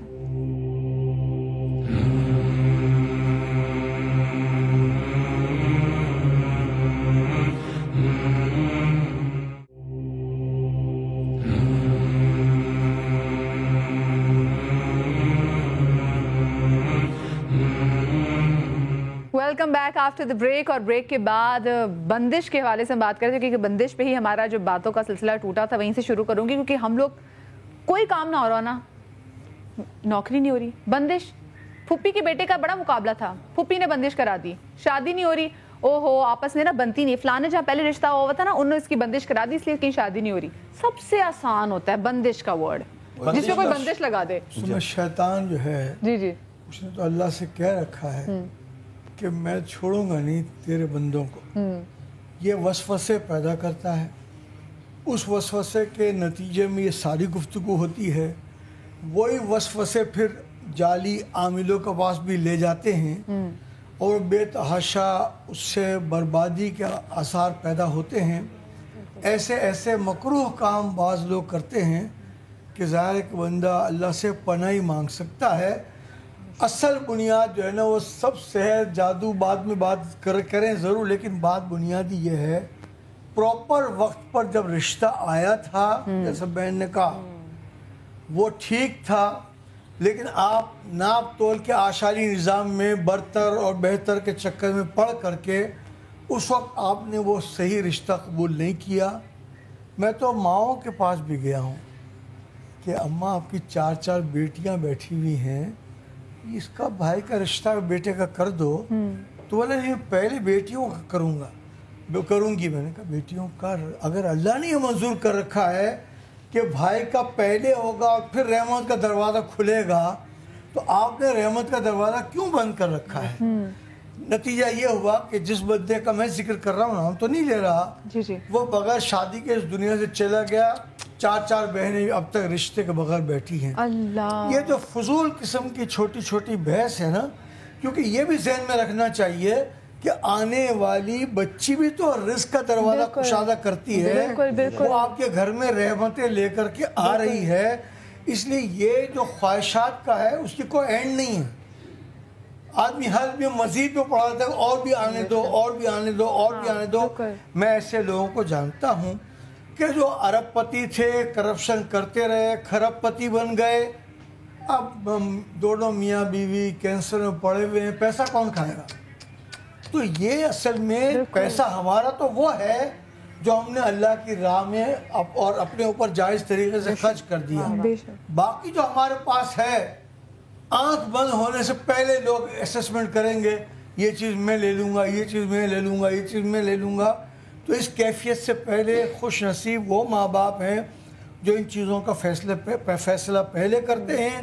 اور بچیوں کے رشتے کے معاملے میں, بچوں کے رشتے کے معاملے میں اصل بنیادی تعلیم ہمیں یہ دی گئی, سیرت دیکھو میں بھی ظاہر باپ ہوں, نانا بھی ہوں, دادا بھی ہوں, تو میں نے یہ دیکھا اگر ہم اپنے سے مالی طور پر چاہے کچھ کمزور ہوں لیکن سیرت کے اعتبار پہ مضبوط ہوں, وہاں رشتے کریں تو گھر میں خوشیاں ہیں. سیرت والا ہمیں نقشبندی صاحب کتھو لبی ہے میں دسو نہیں, یہی تو نہیں ملتا آج کل, یہی تو مسئلہ ہے, شارٹیج ہے پیچھے سے سیرت والوں کی. اب تو لڑکی والے فراڈ کر جاتے ہیں. آپ کی بات درست ہے, معاشرے میں سب ہوتا ہے, لیکن سیرت ہی وہ دیکھی جا سکتی ہے, پہچانی جا سکتی ہے. دنیا میں جب ہم اور چیزیں پہچان لیتے ہیں تو ایک مرد کی یا لڑکی کی سیرت کو کیوں نہیں پہچان لیتے؟ بڑا آسان ہے کہ اس کو یہی دیکھا جائے کہ نمازی ہے. جہاں اور باتیں پوچھتے ہیں, بزنس مین ہے, کاروباری ہے, گاڑی ہے, ان چیزوں کی معلومات لے لیتے ہیں. کیا اس کی سیرت کی, اس کے کردار کی بھی معلومات بڑی آسانی سے ہو جاتی ہے. جو محلے کی مسجد ہوتی ہے وہ مسجد ہی اس کا پتہ بتاتی ہے کہ یہ کتنا صاحب کردار ہے, یہ نمازی ہے یا نہیں ہے, یہ کیا ہے, وہاں سے بھی پتہ چل جاتا ہے. بہت آسان ہے. دیکھیے جیسے عائشہ نے ایک بات بڑی پیاری کہی تھی کہ بزنس مین دیکھتے ہیں, یہ دیکھتے ہیں, باقی لوگ تو یہ باتیں کرتے ہیں کہ ہم سنت کے مطابق یہ کام کریں گے, ہم شریعت کے مطابق یہ کام کریں گے. تو رشتہ طے کرتے ہوئے ساری کیا سنتے بھول جاتے ہیں, ساری شریعت بھول جاتے ہیں. اللہ کے رسول صلی اللہ علیہ وسلم نے اپنی صاحبزادی سیدۃ النساء العالمین خاتون جنت کا جو رشتہ کیا, کہ حضرت علی کرم اللہ وجہ الکریم کا بزنس دیکھا تھا رسول آقا دو جہاں صلی اللہ علیہ وسلم نے. حضرت علی کرم اللہ وجہ الکریم کا اپنا گھر ہی نہیں تھا, تو گھر بھی حضرت علی کرم اللہ وجہ الکریم کو دلایا گیا, کرائے پہ لیا شروعات میں. مسئلہ صرف یہ ہے کہ جہاں اور ہم شریعت کے پہلو کو دیکھتے ہیں, اجاگر کرتے ہیں, تو یہاں شادی کے معاملات میں ہم کیوں نہیں دیکھتے؟ یہاں بھی تو دیکھیں کہ حضرت علی کرم اللہ وجہ الکریم کا جو نکاح ہوا ہے, رسول اعظم صلی اللہ علیہ وسلم نے یہ تو نہیں پوچھا کہ آپ بزنس کرتے ہیں, آپ کے پاس کیا ہے, بلکہ صرف یہی تھا کہ وہ ایک تلوار لی گئی, حضرت عثمان غنی رضی اللہ تعالیٰ نے ان کی مدد فرمائی, اس کے بعد نکاح ہوا اور وہ جہیز کا سامان لایا گیا, مختصر سامان. رسول خدا صلی اللہ علیہ وسلم کی صاحبزادی ہیں, دو جہاں کے لیے رحمت للعالمین ہیں. اور کس بیٹی کی شادی ہے یہ دیکھا جائے, کس بیٹی کی شادی ہے, عورتوں کی سردار ہیں, جس کی تعظیم کو رسول کھڑے ہو جاتے ہیں. مختصر ہے, اور زندگی کتنی خوبصورت ہے, شہزادے کتنے خوبصورت ہیں. تو ہم یہی تو کہتے ہیں کہ دیکھو جو خواہشات کو اگر ہم کنٹرول کر لیں, اپنے آقا صلی اللہ علیہ وسلم کی زندگی کو اوڑھنا بچھونا بچھا لیں, حضور کی زلفوں کے اسیر بن جائیں, تو آج بھی ہم اپنی آخرت بہتر کر سکتے ہیں, دنیا بھی بہتر کر سکتے ہیں. بات ہو رہی تھی بندش کی, اصل مفتی صاحب کی بلا فرما رہے تھے وہ بندش کو ہماری اس سوسائٹی کے اندر جادو بھائی تصور, جیسے ہم کہتے ہیں فلاں عامل کہتے ہیں میرے پاس موکلات ہیں, لوگ سمجھتے ہیں ان کے پاس کوئی فرشتہ آتا ہے, دراصل وہ موکل جو ہوتا ہے وہ جن ہوتا ہے, وہ جنات کو عرف عام میں ہم موکلات کہتے ہیں. تو یہ جو وہ عاملین, جعلی عاملین, حاجی صاحب تذکرہ فرما رہے تھے, مجھ سے زیادہ عمر کے لحاظ سے, بزرگی کے لحاظ سے حاجی صاحب عاملین کو اچھا جانتے ہیں. تو وہ اصل مسئلہ یہی ہے کہ یہ جو عاملین حضرات ہوتے ہیں انہوں نے نام رکھے ہوتے ہیں کہ میرے پاس موکلات آتے ہیں, یہ بندش ہو گئی ہے. اب ایک آدمی سوچتا ہے یار بندش پتہ نہیں کس بیماری کا نام ہے, یہ بھی کوئی بیماری ہے, ان کی زبان سے سن رہے ہیں, وہ کہتے ہیں کہ اتارا ہوگا, اتنے بکرے چاہیے ہیں, کاٹ ہوگی, فلانا ہوگا, یہ کاٹ ہوگی, یہ کالا ہو گیا ہے, یہ پیلا علم کر لیا ہے, یہ فلاں علم, یہ انہوں نے نام رکھے ہوئے ہیں صرف لوگوں کو, صرف آپ سے پیسے. اور ایک خواتین ہی جلدی باتوں میں آتی ہیں. میں صرف ایک تھوڑی سی کلیریفیکیشن دینا چاہتا ہوں, وہ یہ ہے کہ جو رشتوں میں آج کل کمی آئی ہے اس کی بیسک جاننے کی کوشش کریں, اس کی بیس کیا ہے. اکارڈنگ ٹو دی 98 مردم شماری, پاکستان کے اندر 48% مرد ہیں, 52% خواتین ہیں. 16 کروڑ مان لیں آپ اگر اپنی آبادی پاکستان کی, 4% 16 چوکے 64 لاکھ تو مرد ہی نہیں ہے. لڑکیوں کے لیے 64 لاکھ لڑکیوں کے لیے تو مرد ہی نہیں ہے. تو ظاہری بات ہے کال تو بڑھ گیا, شارٹیج ہو گئی, رشتے تو کم ہو گئے. تو یہاں بندش کہاں سے آ گئی؟ شارٹیج تو مردوں کی کم ہونے سے ہوئی نا, تو بندش کا کیا تعلق ہے یہاں پر؟ تو دیکھیں یہ بندش 25-30 سال پہلے ایک ورڈ ایجاد ہوا تھا. میں آپ کو بچپن کی بات سنیں, میرے بچپن کیا ہوتا تھا کہ ہم دیکھتے تھے مان لو کہ خواتین کیا کرتی تھی, 6 2 مہینے سال کے بچوں کو نا اپنے دوسرے 8-10 سال کے بچوں کو دیتے تھے, جب مسجد کے باہر جا کے کھلو جا, کھڑے ہو گئے, لوگوں کو بولنا اس پہ دم کریں. کیوں دم کریں؟ انہوں نے سورہ فاتحہ پڑھی ہوتی تھی, سورہ فلق پڑھی ہوتی تھی, کسی نے سورہ ناس پڑھی ہوگی, وہ مسجد کے بعد دروازے پہ باہر نکلتے تھے تو نماز پڑھ کے وہ بچوں کو دم پھونک مر کے نکلتے. ماؤں کا اس وقت کانسیپٹ یہ ہوا کرتا تھا یار ہمارے بچے پہ دم ہو جائے گا, ایک طرح سے یہ پازیٹیو گمان ہے. ٹھیک ہے. پھر ہوا کیا کہ یار انہوں نے کہا یار یہ تو فری فنڈ میں اب دم ہونے لگ گیا ہے, ساڑھی روٹیاں دے مت, تو کوئی چیز ایجاد کرو. 50 روپے آپ پر جو ہے نا بندش ہوئی ہے, کالا مرغا لے آئے, نہیں ملتا تو پیلے پروں والا لے آئے, وہ بھی نہیں ملے گا, مجھے پیسے دے دیں میں لے آؤں گا, اور بکرے اتنے کٹیں گے تو یہ ہوگا. تو یہ بندش دیکھیں رشتوں میں کمی آئی ہے جس کی وجہ سے لیٹ ہوا. ہم کہتے ہیں دعا کریں اللہ تعالیٰ بچیوں کے نصیب اچھے کرے. یاد رکھیے اللہ نے سب انسانوں کے نصیب اچھے ہی لکھے ہیں, اللہ برا تو نہیں کرتا. ٹھیک ہے. سیکنڈلی یہ کہ ہم یہ کہتے ہیں کہ جی دیر ہو گئی ہے تو اللہ کی طرف سے دیر ہوئی ہے یار, کسی کے کروانے سے نہیں ہوتی. کیونکہ اکثر ہم دیکھتے ہیں کہ لڑکیوں کی جو لیٹ بھی رشتے آتے ہیں, پھر کچھ اتنے اچھے رشتے آتے ہیں, پھر ہم کہتے ہیں کہ ہاں بھائی دیر آیا درست آیا, تب یہ بات. اچھا اولاد کے حوالے سے لوگ بہت ذرے سے پریشان ہوتے ہیں اور وہ بھی پھر ایگزیکٹلی ایسے ہی جاتے ہیں. تو اولاد کے لیے اسپیشلی نیک اور صالح اولاد کے لیے کیا تسبیح کرنی چاہیے, کیا پڑھنا چاہیے؟ دیکھیں تسبیحات تو بہت سی ہیں جو کہ علماء کرام بھی بتائیں گے, لیکن میں ہمیشہ ایک بات پر زور دیتی ہوں اور میں خواتین کو بھی ہمیشہ یہ کہتی ہوں, تاکید کرتی ہوں, اور خاص طور سے جب وہ شادی کی طرف بڑھ رہی ہوتی ہیں کہ شادی ہونے والی ہے. دیکھیں جو بنیادی چیزیں ہیں نا ہماری, جو ہمارے فرائض ہیں, ہمیں پہلے وہ پورے کرنے ہیں. آج کل ہم لوگ بہت زیادہ ایک تو شخصیات کے پیچھے بھاگ رہے ہیں, اور پھر وہ مختلف قسم کے طبقے بن گئے ہیں کہ بھی یہاں سے جائیں گے تو یہ زیادہ اچھی چیز مل جائے گی, وہاں جائیں گے تو کم اچھی چیز ملے گی. بنیادی ہمارے فرائض کیا ہیں کہ ہم پہلے نماز کی پابندی کریں. دیکھیں نبی پاک صلی اللہ علیہ وسلم نے فرمایا کہ جب تم فرض نماز کے بعد دعا کرتے ہو تو اللہ تعالیٰ قبول فرماتا ہے, اور فرض نماز کے بعد آیت الکرسی پڑھنے کی فضیلت بھی بیان کی گئی ہے. جب ہمیں بہت سادہ طریقہ بتا دیا گیا ہے تو ہم مشکل طریقوں میں کیوں پڑھ رہے ہیں؟ ہم نماز پڑھیں, فرض نماز کے بعد آیت الکرسی پڑھ کے دعا مانگ لیں, اس کے بعد باقی نماز اپنی مکمل کر لیں. ہم کیوں اس بات پر زور دیتے ہیں کہ وظیفہ ہی ملے گا تو کریں گے؟ آپ کو پتہ ہے وظیفہ پڑھنا اتنا آسان نہیں ہوتا جو لوگ سمجھتے ہیں. بھئی یہ وظیفہ پڑھ لو, اتنی دفعہ پڑھ لو. اس کی شرائط ہوتی ہیں, اس کی اجازت ہوتی ہے بالکل کہ آپ نے پھر اس شرائط کو پورا کرنے کے لیے بہت سارے آگے کہ نماز 5 وقت کی ہوگی پھر ہی وظیفے کام آئیں گے. جب آپ کا وظیفہ قبول اس وقت ہی ہوگا نا جب بنیادی چیز نماز ہے. جب آپ نماز نہیں پڑھے اور وظیفے کی طرف بڑھے ہیں تو کیسے ممکن ہے کہ یہ ہو جائے؟ جیسے میں نے آپ سے کہا نا کہ دوا تو آپ چاہ رہے ہیں لیکن آپ پرہیز نہیں کر رہے تو کچھ بھی اثر نہیں کرے گا. وظیفوں کی طرف مت بھاگیں. کیا آپ کا رب آپ کی نماز کی دعائیں نہیں قبول کرتا جو وہ وظیفے کی دعا کو قبول کرے گا؟ لیکن وہی ہے کہ اگر پھر ہم اسپیشلی اگر ہم 5 وقت کی نماز بھی پڑھیں جو کہ لوگ پھر شروع کر دیتے ہیں, جیسے اولاد کی جب لوگ دعا کرتے ہیں تو اس میں کیا نام عائشہ ہمیں اس اللہ پاک کے کون سے نام جو ہیں وہ اولاد کے لیے اور نیک اور صالح اولاد کے لیے پڑھنے چاہیے؟ نیک اور صالح اولاد کے لیے جو ہے وہ ہر نماز کے بعد آپ نے 15 مرتبہ پڑھنا ہے واللہ خیر الوارثین. ٹھیک ہے, وہ ایک تو رزق کے رہتا ہے واللہ خیر الرازقین اور واللہ خیر الوارثین. ٹھیک ہے.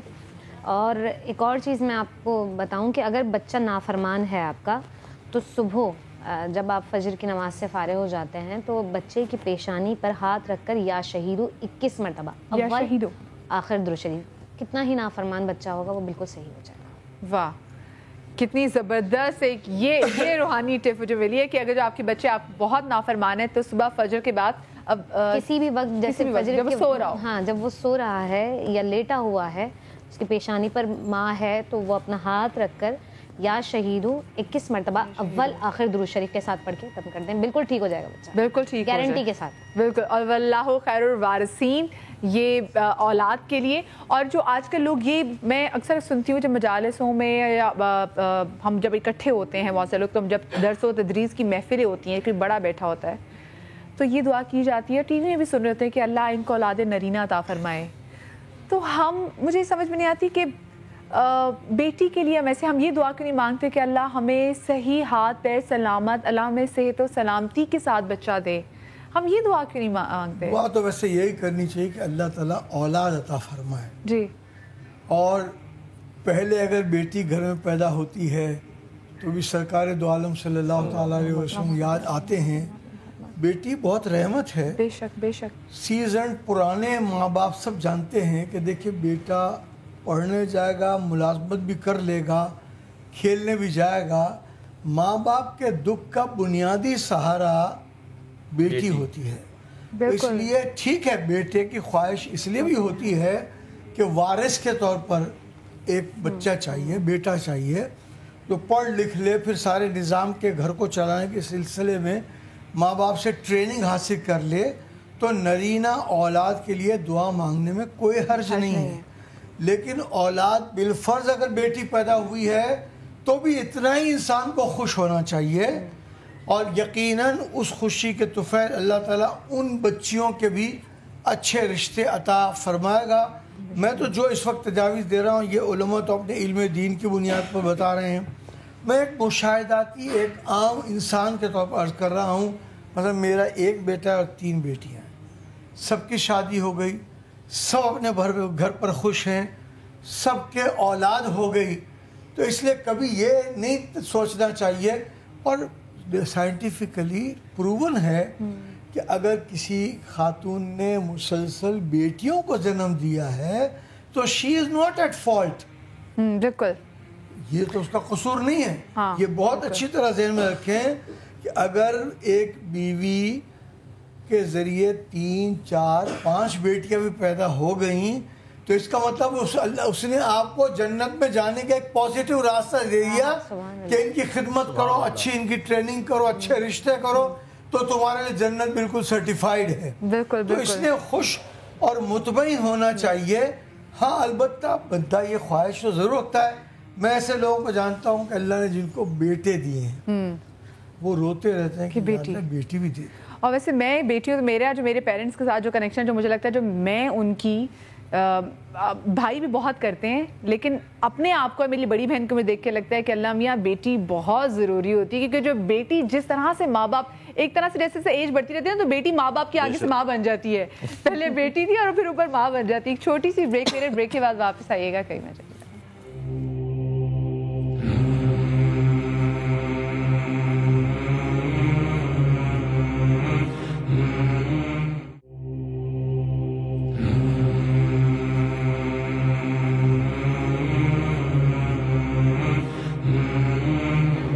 بیک آفٹر دا بریک، اور آج ہم بات کریں ہیں دعا کی. بہت ساری باتیں، اور اللہ کرے کہ جو ہم نے آج باتیں کی ہیں یہ باتیں آپ کی سماعت تک ضرور پہنچیں، کیونکہ آج کے شو میں رہنمائی ہے میرے لیے، آپ کے لیے، ان خواتین کے لیے جو یہ کہتی ہیں، ان بھائیوں کے لیے، ان بچیوں کے لیے جن کو لگتا ہے کہ ان کو دعا کا ڈھنگ اور دعا کا سلیقہ نہیں آتا. ہم بریک پر جانے سے پہلے بات کر رہے تھے بیٹیوں کی، تو نقشبندی صاحب بیٹیوں کے بارے میں. جی میں پہلے آپ مجھے اجازت دیں گی کہ انبیاء کرام نے اولاد کے لیے دعائیں مانگی ہیں. یہ تو قرآن پاک میں موجود ہے. حضرت زکریا علیہ السلام نے دعا مانگی، حضرت ابراہیم خلیل اللہ علیہ السلام نے دعائیں مانگی ہیں، اور آقا دو جہاں صلی اللہ علیہ وسلم کی جو دعا ہے وہ دعائیں مشہور ہیں، معروف ہیں. اور نبی کریم صلی اللہ علیہ وسلم کی جو نسل بڑھی ہے وہ بیٹی سے بڑھی ہے. یہ سرکار صلی اللہ علیہ وسلم کا معجزہ ہے. سب انبیاء کرام یہی کہتے رہے کہ ہمیں وارث چاہیے، ہمارے بعد ہمارا جانشین چاہیے، ہماری نسل چلتی رہے. لیکن آقا دو جہاں صلی اللہ علیہ وسلم کی زندگی کا جب ہم مطالعہ کرتے ہیں تو حضور نبی رحمت صلی اللہ تعالیٰ علیہ وسلم کی نسل جو چلی ہے وہ بیٹی سے چلی ہے، سادات سے چلی ہے. اور سادات وہی ہیں جو حضرت خاتون جنت سے چلے ہیں، حسنین کریمین سے چلے ہیں، انہی کو ہم سادات کہتے ہیں. تو یقیناً بیٹیاں رحمت ہیں. اگر کسی مسلمان کے گھر میں بیٹی ہو، جیسے حاجی صاحب فرما رہے تھے، تو مایوس نہیں ہونا چاہیے، بلکہ یہ تو اللہ تعالیٰ کی رحمت آ رہی ہے، تو رحمت پہ خوشی ہوتی ہے. اللہ کی نعمت میں بھی خوشی کا اظہار کا حکم ہے، قرآن میں ہے، اور رحمت میں بھی خوشی کا اظہار کرنا چاہیے. میرا خیال ہے اس سے بڑھ کے کوئی اور خوشی ہے نہیں کہ اللہ تعالیٰ اپنا بیٹی عطا فرمائے اور نبی کریم صلی اللہ علیہ وسلم ہمیں یاد آئے کہ رحمت آ رہی ہے. اتنا ہی زیادہ خوش ہونا چاہیے. اسی سے ہی میرا خیال زیادہ دعائیں بھی قبول ہوتی ہیں جب بیٹی آتی ہے. میں سمجھتا ہوں اس معاشرے کے اندر جو وفادار طبقہ ہے وہ صرف اور صرف بیٹیوں کا وفادار طبقہ. واہ واہ، اتنی خوبصورت بات کی نقشبندی صاحب نے. اور میں اکثر یہی کہتی ہوں کہ بیٹا ایک پرائی بیٹی کو گھر میں لا کے بھی، جو آپ کے ساتھ آپ کے گھر میں رہتی ہے، ہو سکتا ہے آپ کے ساتھ والے کمرے میں رہتی ہے، آپ کے نیچے والے کمرے میں رہتی ہے، آپ کے اوپر والے کمرے میں رہتی ہو، ایک گھر میں رہتی ہے، اس کے باوجود وہ آپ کی بیٹی نہیں بنتی. لیکن جو بیٹی ہے اس کا آپ سے کنیکشن ایسا ہے کہ وہ باہر کے بیٹے کو بھی لا کے، جو کہ آپ کے گھر میں نہیں رہتا، تو وہ اس کو بھی آپ کا بیٹا بنا دیتی ہے. تو یہ صرف آپ کی بیٹی ہی کر سکتی ہے, کیونکہ باقی جو احساس بیٹیوں میں ہوتا ہے وہ کسی اور میں ہو نہیں سکتا. میں آپ لوگوں کے پاس بھی آؤں گی اگر آپ لوگوں کی کوئی دعا ہو اور آپ لوگ کچھ پوچھنا چاہتے ہیں اللہ پاک کے پاک ناموں میں سے دعا کے لیے, تو ہمارے ساتھ جو علماء دین یہاں پہ بیٹھے ہیں وہ آپ کو ضرور بتائیں گے. آپ سوال جواب پر جائیں اس سے پہلے عرض کروں. جی جی دیکھیے یہ سارا بیٹے کا مسئلہ ہو یا بیٹی کا ہے تو نکاح کے تو پھیلنا. جی جی نکاح سنت ہے نا. جی جی ذرا ماں باپ جو اس وقت سب دیکھ رہے ہیں سن رہے ہیں وہ غور کریں. ایک نکاح کے طور پر سنت ادا کرنے کے لیے جو ہم بے شمار لا تعداد غیر اسلامی پروگرام کرتے ہیں, ہندوانہ رسومات ادا کرتے ہیں, تو کیا اس کے بعد ہماری دعائیں قبول ہوں گی یا ہمارے لیے مشکلات کھڑی ہوں گی؟ یہ ماں باپ کو ضرور سوچنا چاہیے. اچھا, تو کہ حاجی صاحب جو آج کل ہمارے شادیوں کے ہم رشتوں میں دیکھ رہے ہیں کہ اختلافات اتنے جلدی آ جاتے ہیں اور شادی اتنی کامیاب نہیں ہوتی, تو کیا اس کی ایک وجہ یہ بھی ہو سکتی ہے؟ بہت بڑی وجہ ہے. میں جانتا ہوں لوگ آتے ہیں کہ وہ سامنے والوں نے 24 ڈشیں رکھی تھی, ایک مہینہ پہلے آپ کا کیا پروگرام ہے؟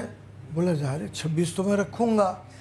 اب یہ نہیں سمجھ رہے کہ یہ فضول خرچی میرا رشتہ جوڑ رہی شیطان سے, اور شیطان سے رشتہ جوڑنے کے بعد صرف مشکلات پیدا ہو سکتی ہیں. بالکل. انسان کی جو ضروریات ہیں وہ پوری ہو سکتی ہیں, خواہشات پوری نہیں ہو سکتی. بے شک. اس کے نتیجے میں یہ بہت سارے فسادات معاشرے میں, گھر میں, کمپٹیشن میں شروع ہو جاتے ہیں کہ فلاں نے فلاں چیز دی تھی, مجھے فلاں چیز دینی ہے, اور اس فلاں چیز کے دینے کے لیے پھر حلال اور حرام کی تمیز ختم ہو جاتی ہے. وہی نا, میری بڑی بہن نے چھوٹی بیٹی کو چھوٹی گاڑی دی تھی, میں اپنی بیٹی کو بڑی گاڑی دوں گی.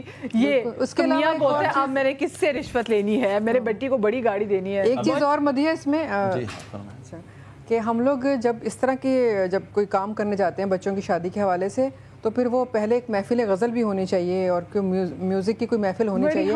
یہ وہ شروعات ہیں. بڑی اچھی بات کی ہے علامہ صاحب نے کہ ہمیں ان چیزوں کا خیال رکھنا چاہیے کہ ہم ان کی ایک عملی زندگی کا آغاز کرنے جا رہے ہیں, تو ہم محفل موسیقی سے کر رہے ہیں یا اللہ کے پاک نام سے کر رہے ہیں. بالکل بالکل. پہلے نعت خوانی یا قرآن خوانی کروائے جاتے تھے, لیکن میلاد ہوتے تھے گھروں میں, اور اس کے بعد پھر بچوں کی رسمیں ہوتی تھیں. پڑھانے گیا جی, بہت بڑے ہال میں, بڑا بینکویٹ ہال تھا جی. میں وقت سے پہلے چلا گیا تو پریکٹس ہو رہی تھی جی. اب جب بارات آئے گی تو پھر تم لوگوں نے کیسے ڈانس کرتے ہوئے آنا ہے, ہم لوگوں نے کیسے آنا ہے. تو یہاں سے لڑکیوں کا گول آئے گا, یہاں سے لڑکوں کا گول آئے گا. اچھا, میرے جانے سے سارا ان کا پروگرام خراب ہو, چوپٹ ہو گیا. ان میں سے ایک ہوشیار نکلا, اس نے کہا ارے حضرت صاحب یہاں تو ابھی ذرا لوگ سگریٹ پی رہے ہیں, آئے ذرا ہم لوگ کہیں سے بیٹھ کے برابر والے سے, میں آپ کو ذرا چائے پلا کر لاتا ہوں. حضرت صاحب کو سب سمجھ آ رہی تھی. تو حضرت صاحب تو پھر اسی معاشرے کا حصہ ہے نا. میں نے کہا یار میں الحمدللہ چائے پی کر آیا ہوں, مجھے تھوڑا سا پرہیز, اور واقعی اس دنوں میں مجھے پرہیز تھا چائے کا. میں نے کہا نہیں دیکھوں آپ لوگ کرتے کیا ہیں, لیکن الحمدللہ میرے بیٹھے آدھا گھنٹہ میں بیٹھا رہا. اس کے بعد یہ اچانک لائٹیں آف ہوئی ہیں. آپ کی بات کو, حاجی صاحب کی بات کو انڈورس کرتے ہوئے کہ جس پریکٹیکل لائف کو آپ آغاز کرنے جا رہے ہو, رسول کریم علیہ السلام کی سنت مبارکہ النکاح سنتی, جس کو آپ ادا کرنے جا رہے ہو, اس سے پہلے آپ کیا کر رہے ہو؟ ایک دم لائٹس آف ہوئی ہیں, میں بیٹھا ہوں صوفے پہ جی, اب دلہا آگے میرے ساتھ بیٹھے گا. I was expecting only dulha. I was not expecting at all that dulhan will also come and sit beside me. وہی ہوا جو ایک دم وہ ہوئے دلہا دلہن جو ابھی نکاح کے بندھن میں نہیں بندھے ہوئے, یوں ہاتھ میں ہاتھ ڈالے, پیچھے سے بچی کا انہوں نے وہ کپڑا جو رومنس ہم امپائرز میں دیکھتے رہے ان کے ملکاؤں کے, اس طرح پھر پھولوں کی بارش ہوئی اور ان کے آگے بھنگڑا ڈالتے ہوئے سب ناچتے ہوئے آئے ہیں ہمارے اسٹیج تک. اس کے بعد ان کو تھوڑی سی غیرت شرم آئی ہے کہ حضرت صاحب بیٹھے ہیں, چلو جی پھر وہ بند ہوا, مائکس لگے جی جلدی جلدی لائیں. پھر میں نے وہاں پر ایک حرکت کی تھی, دلہا بیٹھ گیا, میں نے کہا السلام علیکم. وعلیکم السلام. سب بیٹھ جائیں جی. میں نے کہا اچھا جی بیٹا آپ کو کلمے تو یاد ہوں گے؟ ہاں جی یاد ہیں. عموماً یہ پڑھائے نہیں جاتے, کبھی کبھی لوگ پڑھوا دیتے ہیں, تو مجھے تھوڑی سی آ گئی زور کچھ. میں نے کہا اچھا جی بیٹا چلیں جی پہلا کلمہ سنائیں. جی میں 6 کلمے یاد ہیں مجھے, اور میں یوں کرتا ہوں توں کرتا ہوں. میں نے کہا اچھا بیٹا, مجھے کان میں کہتا ہے حضرت صاحب کچھ خیال کرو. میں نے کہا بیٹا تم نے کوئی خیال نہیں کیا اللہ اور اس کے رسول کا, تمہیں ذرا شرم نہیں ہے, اللہ اس کے رسول ناراض ہوں گے کہ نہیں ہوں گے؟ ابھی وہ لڑکی تم پر حلال ہوئی نہیں, تم اس کے ساتھ جب اتنا ہاتھوں میں باہیں ڈال کر آ رہے ہو, اب تم سوچتے ہو کہ جی تمہارا آگے as you sow shall you reap, تم جو بو گے وہی کاٹو گے. بیٹا آپ نے گندم بوئے تو گندم ہی کاٹنا ہے. اب تم نے اللہ اس کے رسول کے دشمن شیطان کو خوش کیا ہے، اتنی بڑی تم نے اللہ اس کے رسول کی نافرمانی کی. اب تم توقع کرتے ہو کہ جی برخیر اس کو کلمے پڑھا کے اس کے بعد سب کو توبہ کروائی. الحمدللہ اتنی میرے اندر جرت ہے، اس لیے لوگ مجھے کم سے بلاتے نکاح پڑھانے کے لیے توبہ کروا کے. لیکن اچھا میں جاننا چاہوں گی کہ جیسے ہم نے تو نکاح کی بات کی، نکاح پہ ایسی کون سی دعا ہونی چاہیے، اور ساتھ میں آج کل جو ہم میاں بیوی کے جو رشتے میں ایک کھچاؤ دیکھ رہے ہوتے ہیں، اختلافات دیکھ رہے ہوتے ہیں، ابھی ہم نے پچھلے دنوں شو کیا تھا اور آپ تھے کہ کہاں کہاں مسئلے مسائل آ رہے تھے، تو لوگ کتنے پریشان تھے کہ ہماری شادیاں کامیاب نہیں جا رہی. تو کیا پڑھنا چاہیے؟ اگر نشمنی صاحب اس وقت بھی میں نے یا ودودو بتا دوں کہ یہی سنتے آ رہے تھے کہ محبت دلوں میں ڈالنے کے لیے یا ودودو پڑھی جاتی ہے، اس کے علاوہ کیا کچھ ہو سکتا ہے؟ دعائیں تو بہت ساری ہیں، حدیثیں کے اندر بھی آئی ہیں جو دعا کرنی چاہیے، مگر میں ساری جو باتیں علامہ صاحب مجھ سے قبل فرما رہے تھے، جب ایسے خرافات آ جاتے ہیں پھر جو مرد مومن ہوتا ہے وہ کوئی نہ کوئی اپنا ہتھیار استعمال کرتا ہے. جیسے حضرت نے اپنا ہتھیار استعمال کیا، وقت کی وہاں ضرورت بھی تھی، وہ ہتھیار استعمال کرنا چاہیے. ایک دعا کا ہتھیار ہوتا ہے، ایک اللہ تعالیٰ عقل سلیم دیتا ہے، وہ ہتھیار استعمال کرنا ہوتا ہے. تو دعا یہی کرنی چاہیے جب یہ بچے دولہا دونوں نکاح کے بندھن میں بن جائیں، جتنے مسلمان مومن جو ان میں سے صالح ہوتا ہے وہ دعا کرے. نبی کریم صلی اللہ علیہ وسلم کا واسطے اور وسیلے سے جو دعا کرتا ہے تو وہ دعا کرنی چاہیے کہ دونوں کو آپس میں محبت دے اور نیک صالح اولاد عطا فرما، نیک صالح اولاد عطا فرما. جیسے یہ عائشہ نے دعا بتائی تھی واللہ خیر الوارثین، یہ دعا بھی کرنی چاہیے، یہ بہتر ہوگا، یہ بہتر ہوگی. اس کے ساتھ ہی میں ایک چھوٹی سی بریک لینے جا رہی ہوں، اور بریک کے بعد جتنی بھی آج باتیں کی ہیں ہم سب ان کو اکٹھا کریں گے، اور جتنے بھی ہمارے ساتھ یہاں پر آڈینس میں جو خواتین موجود ہیں تو خواتین سے بھی کچھ سوال لیں گے کہ وہ کس چیز کے لیے وہ دعا چاہتی ہیں، وہ کون سے وظائف جاننا چاہتی ہیں. لیکن اس چھوٹی سی بریک کے بعد کہیں مت جائیے گا.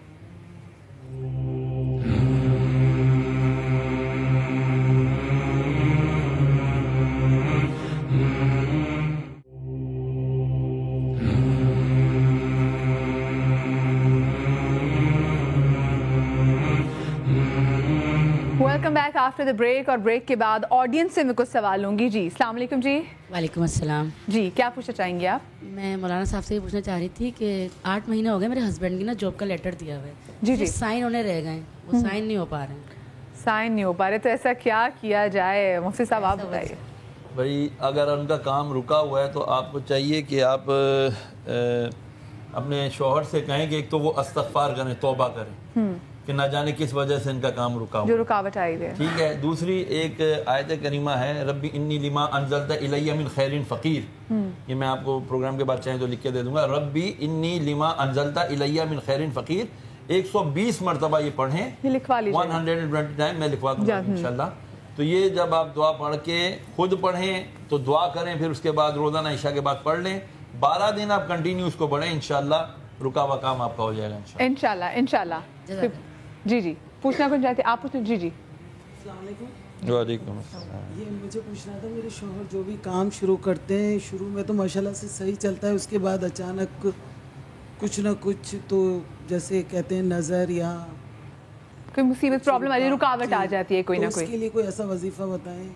جی اس میں آپ سورہ کہف کی جو 24ویں آیت ہے نا، سورہ کہف کی 20ویں آیت، ربنا آتنا من لدنک رحمۃ وہیئ لنا من امرنا رشدا، یہ اگر آپ 133 مرتبہ پڑھیں روزانہ 133 مرتبہ پڑھیں، انشاءاللہ 11 دن پڑھیں، اللہ رب العالمین نے چاہا تو انشاءاللہ کا کام ہو جائے گا. درود تاج بھی ہے، درود تاج بھی ہر نماز میں ایک بار پڑھیں، یعنی فرض کے سنتوں کے بعد، تو انشاءاللہ تعالیٰ درود تاج کی برکتوں سے جتنی بھی رکاوٹیں دور ہو جاتی ہیں. زبردست. اچھا یہاں کوئی بیماری کے آپ پوچھنا چاہ رہی تھی؟ جی جی وعلیکم السلام. مائک قریب کر لیجیے آنٹی. میں کمر میں درد ہوتا ہے، 25 سال ہو گئے، درد ہی ختم نہیں ہوتا، دوائیں بہت کرائی میں نے، کوئی فائدہ ہی نہیں ہوتا ہے. آپ کی عمر کتنی ہے؟ 60 سال 25 سال، آلموسٹ 45 یا 35 سال کی عمر سے ان کو یہ درد ہو رہی ہے. تو اٹ مینس کہ اس وقت کوئی صحیح طریقے سے اس کو ڈائگنوز نہیں کیا گیا ان کو، مے بی ان کا کوئی ورٹیبرل کا کوئی پرابلم ہو، اس کے لیے اب بہتر یہی ہے کہ یہ سورہ فاتحہ 41 دفعہ بسم اللہ کے ساتھ پڑھ کے پانی پہ دم کر کے پیا بھی کریں, تھوڑا سا پانی درد والے مقام پر اس میں مل بھی لیا کریں. اللہ رب العالمین کی ذات سے امید ہے انشاءاللہ درد میں کمی آئے گی انشاءاللہ. ہر نماز کے بعد صرف 11 مرتبہ بسم اللہ شریف پڑھ کر پانی کے اوپر دم کرے پئیں, انشاءاللہ درد ختم ہو جائے گی. درد ختم ہو جائے گی. اچھا ایک اور سوال یہ بھی آیا ہے کہ بہت سے لوگ ایسے ہوتے ہیں جن کو رات کو نیند نہیں آتی, تو وہ بیچارے کیا کریں, کیسا کیا پڑھیں کہ نیند آ جائے؟ میں نے سنا تھا کہتے ہیں کہ 19 دفعہ اگر بسم اللہ پڑھی جائے, بسم اللہ الرحمن الرحیم بسم اللہ الرحمن الرحیم, تو کہتے ہیں اس سے نیند آ جاتی ہے. وہ ایسا کرے, کھڑا ہو جائے, اپنے آپ کو کہے کہ جی میں ابھی وضو کرتا ہوں اور میں انشاءاللہ 100 نفل پڑھ کے ہی سوؤں گا. ایسا بھی ہے. اور ایک صوفی حکیم صاحب نے نسخہ بتایا تھا, یعنی وہ حکیم بھی تھے, حکمت بھی کرتے اور نیک آدمی صالح صوفی تھے. جس آپ کو نیند نہ آتی ہو رات میں تو وہ دہی اور پیاز کا استعمال کریں. دہی اور پیاز کا, دہی اور پیاز یہ دونوں کو ملا کے وہ کھائیں, مثال کے طور پہ کھانے کے ساتھ کھائیں. کوئی رائتا آگے جیسے رائتے کی صورت میں. یہ تجربہ بھی ہے, واقعی نیند آتی ہے. واہ زبردست. اچھا واقعی 100 نفل پڑھنے مجھے پڑھے گا, دوسرے کے بعد اس کو نیند نہ آئے تو بات کریں. آپ نے بسم اللہ الرحمن الرحیم کا فرمایا تھا, وہ اول آخر درود شریف پڑھ کے 21 مرتبہ 21 دفعہ نیند کے لیے بھی پڑھیں, روزانہ کی عادت بنا لیں, بہت مفید ہوگا. زبردست زبردست. نیکسٹ آپ. جی وعلیکم السلام. جی مجھے ہر وقت بلڈ پریشر رہتا ہے, دوائیں کھا بھی لو پھر بھی یہ کم نہیں ہوتا ہے, تھوڑا سا کم ہو جاتا ہے, جیسے 60 160 140 180 یہ رہتے ہیں. نمک ختم کیا آپ نے اپنے کھانے میں؟ بہت کم کر دیا. کم کر دیا نا, چلیں ٹھیک ہے. درود پاک. میرے گھر میں بھی سب کو بلڈ پریشر کی پرابلم ہے, تو ہم گھر میں کہتے ہیں میٹھا سالن بنتا ہے کیونکہ نمک ڈلتا ہی نہیں ہے. لیکن لہسن کا استعمال بڑھا دیں آپ, صبح ناشتے میں لہسن کھا لیں, تھوڑا سا لہسن کا 2-3 جگہ اس کے کھائیں, وہ آپ کے ٹھنڈ ڈال دیتا ہے. یہ لہسن جو ہے وہ ایسا اللہ تعالیٰ کی طرف سے تحفہ ہے کہ جس کے بلڈ پریشر ہائی رہتا ہو 1-2 جوے وہ لے لے, اور خصوصاً چھوٹے لہسن کے, وہ آج کل بڑے دیسی جو ہوتا ہے, دیسی چھوٹا ہوتا ہے, وہ آپ کو بلڈ پریشر ہائی ہوگا تو نارمل پہ لے آئے گا, لو ہوگا تو نارمل پہ لے آئے گا. یہ اتنی مفید چیز ہے. صحیح. اور لیکن پتہ ہے کہ اس میں ایک اور چیز, سوری تمہاری بات کٹ رہی ہے, دیکھو جو بھی آپ میڈیسن لے رہے ہوتے ہیں, ڈاکٹر آپ کو پرہیز بھی بتاتا ہے کہ آپ نے یہ غذائیں کھانی ہے یہ نہیں کھانی, تو وہ پرہیز بھی ضروری ہوتا ہے, اس کا پورا پرہیز کریں. عائشہ, میری والدہ نے خود یہ آزمایا ہے, ان کا بلڈ پریشر کبھی ہائی اور کبھی لو رہتا تھا. درود پڑھتی ہیں وہ بالکل نارمل ہو جاتی ہیں, تو درود پڑھیں, درود سے جو ہے وہ بالکل نارمل ہو جاتا ہے آپ کا بلڈ پریشر, سکون میں آ جاتا ہے انسان, سکون, ٹھنڈ پڑ جاتی ہے, بیسکلی آپ کے اندر ایک ٹھنڈ پڑ جاتی ہے. اچھا آپ پوچھنا چاہ رہی تھی, اچھا آپ معاف کیجیے گا, آپ پوچھنا چاہ رہی تھی.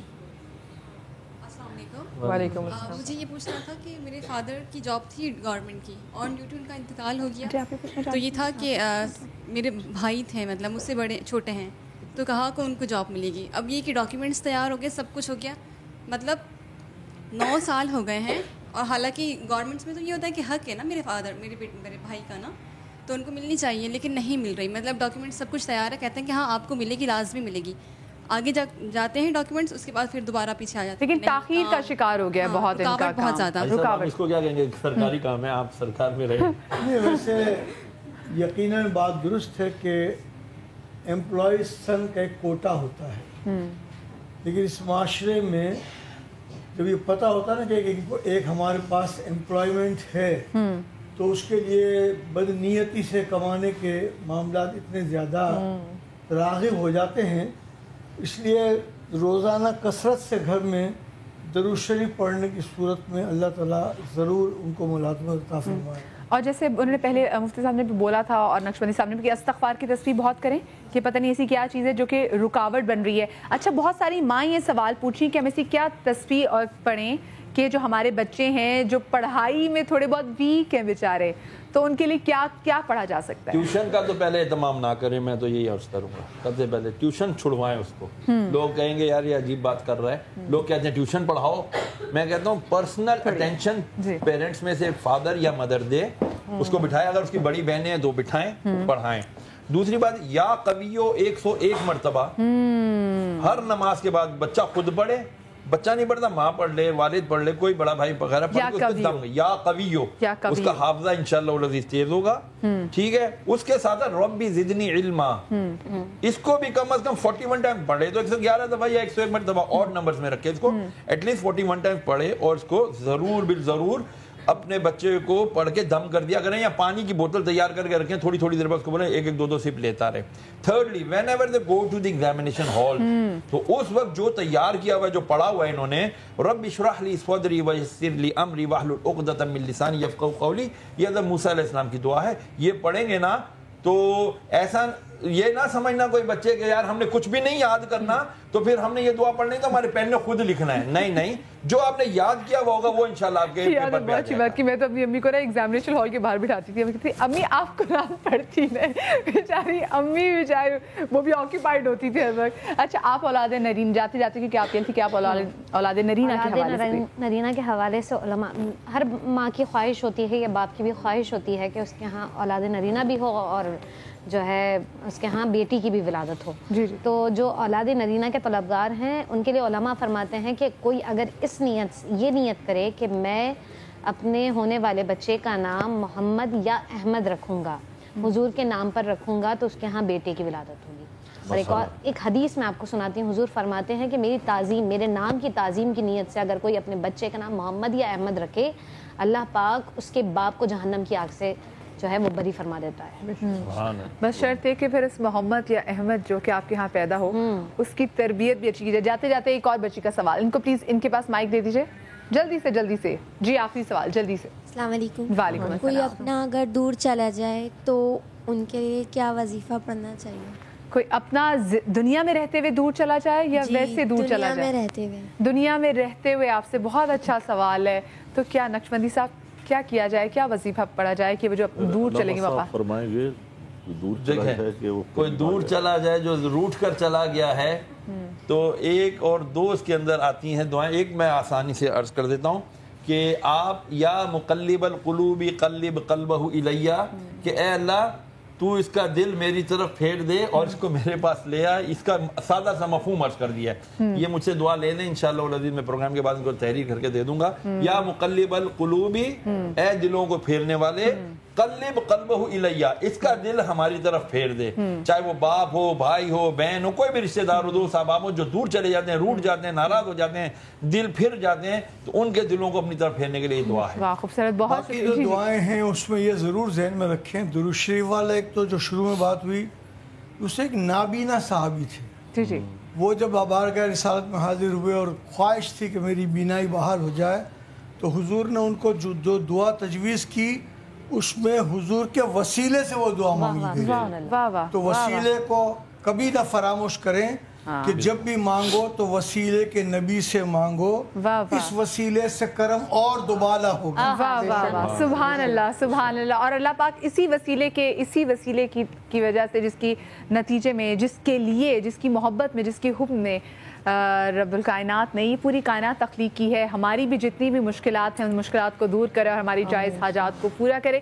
آپ سب کا بہت زیادہ شکریہ کہ آپ لوگ ہمارے شو میں آئے اور اتنی باتیں آپ نے ہمیں بتائیں, اور دعا کا سلیقہ جو ڈھنگ آپ کو بتایا ہے, جب اس سے دعا کرنے بیٹھیں تو ہمیں بھی اپنی دعاؤں میں یاد ضرور رکھیے گا. شاد رہیے, آباد رہیے, جمعہ مبارک. انشاءاللہ منڈے کو آپ سے ملاقات ہوگی. اللہ حافظ.